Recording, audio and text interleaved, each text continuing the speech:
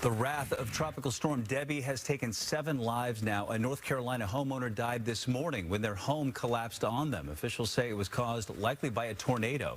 Debby moving her way up through North Carolina and into the Northeast now. So let's check in with Chief Meteorologist Brian McMillan tracking the storm for us. Brian. Yeah, this is the second time that this storm has made landfall now over South Carolina, heading up into North Carolina. But even the folks out in North Carolina already seen the impacts due to the heavy rain.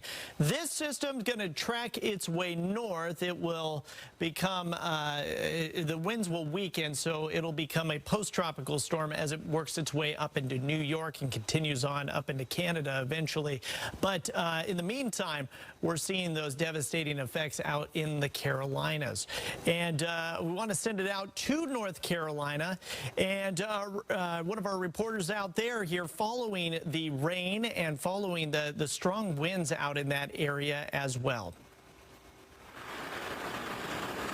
Hi, Brian. Well, I can tell you right now, the rain really is starting to come down, but it's been like this nonstop since early overnight when it really, you could hear it hitting your window when you're trying to sleep at night. So as of right now, the past hour, 2 hours, it might let up a little bit, almost like a roller coaster. It gets really intense for a little bit, and then it kind of dies down.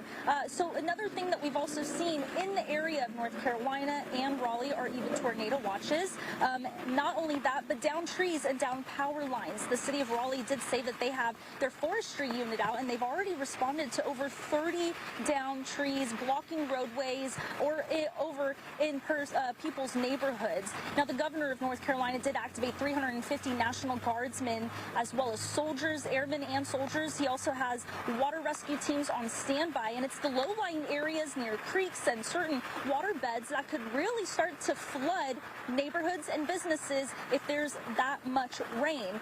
We do know that there was one woman who actually lived on the North Carolina coast back during 2018 when Hurricane Florence came through. She told me when I talked to her that left a huge impact on her. Her home, her family home, was completely destroyed because Florence left 4 feet of water inside her home. Now she's here in Raleigh, and she says that she's not as worried. However, she did prepare enough just in case Debby decides to bring more than rain.